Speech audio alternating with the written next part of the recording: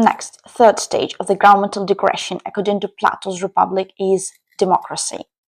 From the conflicts arising out of tensions in an oligarchy, the lower majority overthrow the wealthy minority, and democracy replaces the oligarchy preceding it. Socrates emphasizes that the rulers in an oligarchy are too weak to resist any attack because they are interested just in accumulating wealth, not in practicing their virtues or physical skills. Especially the young men of the governing class are habituated to lead a life of luxury and idleness, both of body and mind. They do nothing and are incapable of resisting either pleasure or pain. Habituated means used to something. Idleness, the state of not working or being used. Socrates continues, they themselves care only for making money and are as indifferent as pauper to the cultivation of virtue. Pauper means a very poor person. Socrates underlines that oligarchy is ill in itself and it would be inevitably destructed even when there is no external cause. And then democracy comes into being after the poor have conquered their opponents, slaughtering some and banishing some, while to the remainder they give an equal share of freedom and power. And this is the form of government in which the magistrates are commonly elected by lot. Slaughter, the killing of many people cruelly and unfairly, especially in a war. To banish, to send someone away, especially from their country, and not allow them to come back. We may understand that the main feature of democracy is the great variety of human natures in it. Because where freedom is, the individual is clearly able to order for himself his own life as he pleases. But we may notice that Socrates treats this feature quite ironically.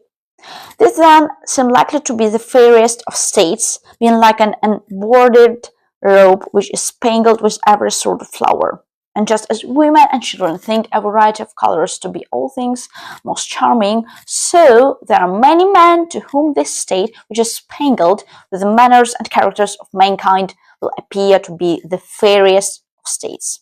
Spangle, a small piece of thin metal or plastic used especially to decorate clothes.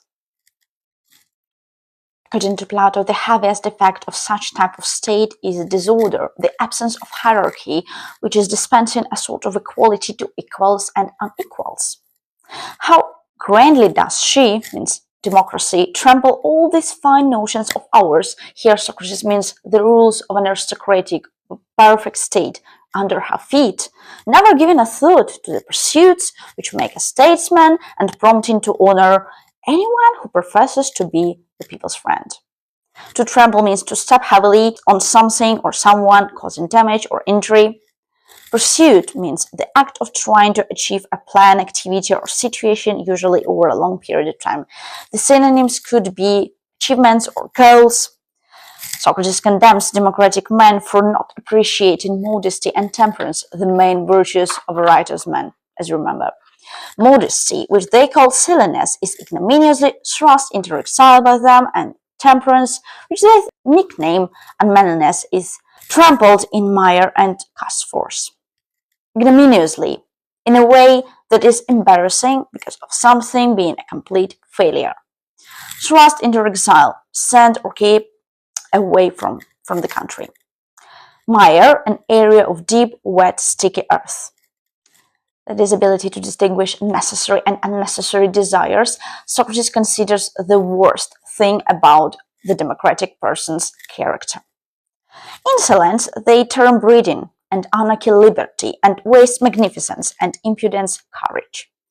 And so a young man passes out of his original nature, which was trained in the school of necessity, into the freedom and libertinism of useless and unnecessary pleasures.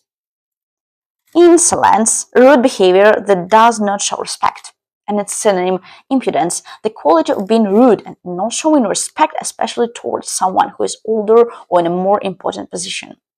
Socrates is convinced that there is no way out of that vicious circle for the democratic person.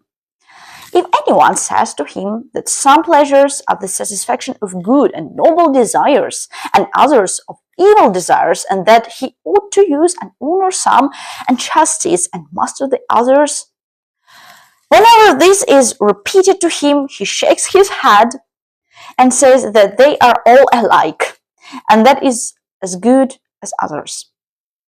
Chastise means to criticize someone severely. If you want to study high-level English through great texts, please subscribe to my channel.